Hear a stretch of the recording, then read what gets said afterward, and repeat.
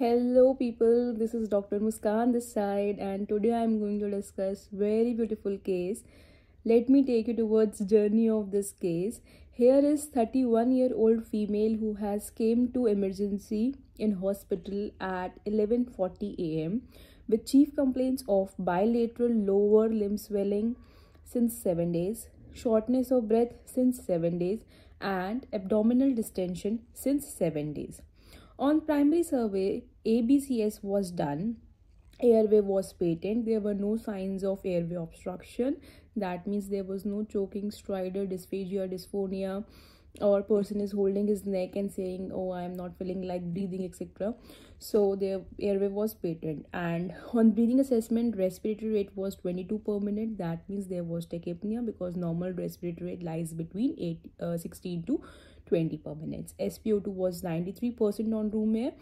That also shows some desaturation because normal SpO2 is above 95% on room air. So breathing assessments gives us the tachypnea and desaturation as a thought. Why?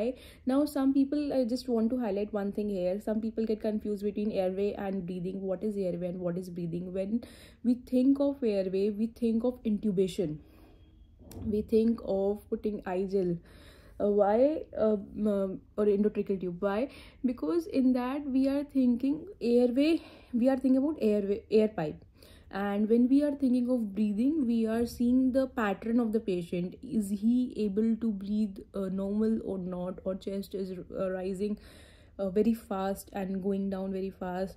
And on breathing assessment, we think that we should keep the patient on oxygen via nasal prongs or on mechanical ventilation, NIV, or invasive, non-invasive ventilation or invasive ventilation, depending upon the condition of the patient.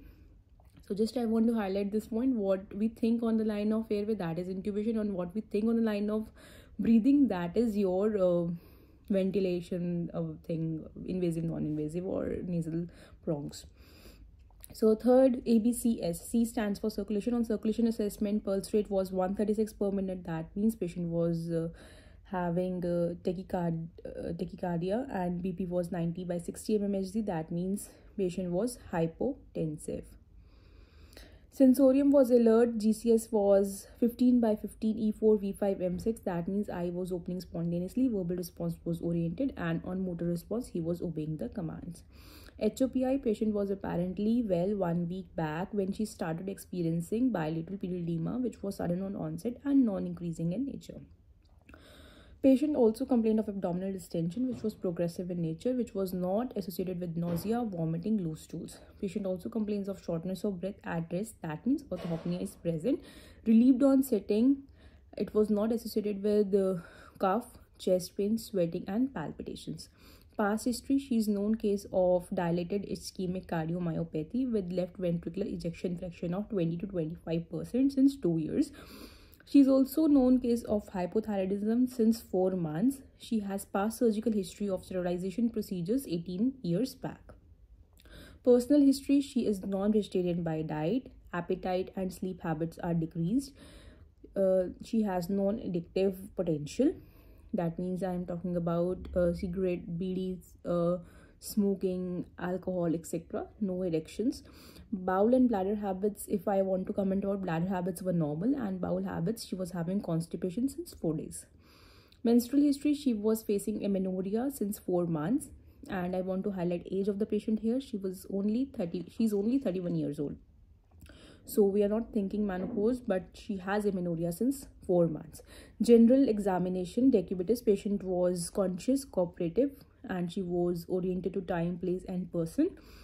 Vitals, at present, I have told you that she is feeling tachypneic, hypotension, tachycardia, desaturation, okay, and there was bilateral pedal edema and rest, that is paddle was also present. Icterus, clubbing, cyanosis, and lymphadenopathy was absent.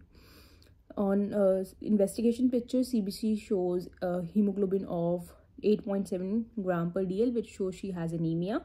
KFT picture shows increase in urea and decrease in sodium, that is hyponatremia, and urea was increased. How much it was? It was 43.2 mg per dl. LFT picture shows serum transaminitis. How we comment on serum transaminitis? We see SGOT and SGPT levels. SGOT levels was 216 and SGPT levels was 193 micro per liter. ABG picture shows respiratory alkalosis. HRCT thorax shows bilateral extensive miliary tuberculosis with mediastinal lymphadenopathy and right pleural effusion. ADA, that is your adenosine deaminase test, which was also having high levels. That was 53.9 micro per liter. Normal it should be less than 40, and if it is high, it shows that the fluid which is present in the patient has tubercular factor positive. So troponin I plus level was less than 0.01 nanogram per ml. AFP, that is acid fast bacilli stain, shows no acid fast bacilli. Iron profile shows iron deficiency anemia. Vitamin B12 levels were raised. Echo report shows severe LV dysfunction, global hypokinesia, mild MR, mild TR, and trace AR. Urine microscopy shows normal. Reticulocyte count was increased. It was 3.5%. Normal reticulocyte count is less than 2.5%. So what are the differentials? What we think about when this investigation come into our mind? What is the reason of raised reticulocyte count with IDA?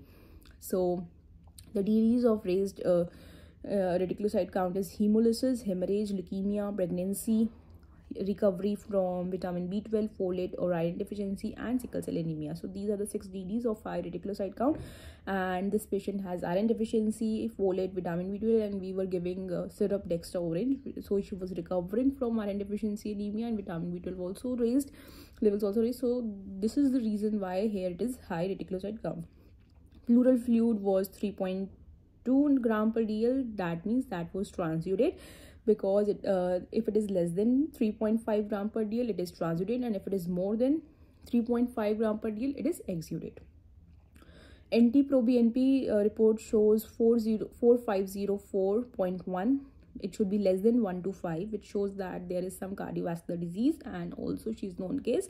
HB, SAG, HIV1, A2, HBC, all these tests were non-reactive. Ultrasound whole abdomen reports tells us that she has prominent hepatic vein, gross splenomegaly, medical renal disease, mild ascites, bilateral pleural effusion, and it is more on right than left. Now then I saw chest x-ray of this patient, which shows pleural effusion. There was blunting of CP angles, that is costophrenic angles. So again, that transudate report come into my mind, and I was thinking, what is the reason of having pleural effusion? So what is the reason? There is the causes for transudate pleural effusion are 5. First is heart failure, second is cirrhosis, third is nephrotic syndrome, fourth is hypobilinemia, and fifth is hypothyroidism. So she has bilateral pleural effusion, which is transudate in nature, and the reason is hypothyroidism. So when whole this case was done, the HOPA part, the general examination part, and the investigation part, the differentials which came into the mind, of course, she was having DCMP, which she was known case of that. What were the points which were favoring this? First is she has passed. Of course, you know that cardiomyopathy is some disease in the heart in which there is some regional or structural disturbances in the heart without any known case that she has hypertension or she has some cardiovascular disease, MI, etc. So that is cardiomyopathy, and it further there are many types, but when we are talking about dilated cardiomyopathy, it is 2 types, that is idiopathic and ischemic.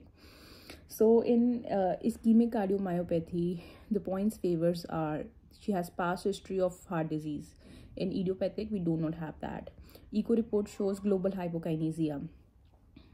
In that idiopathic, we do not show that. MR is positive, that is mitral regurgitation. Echo report says that.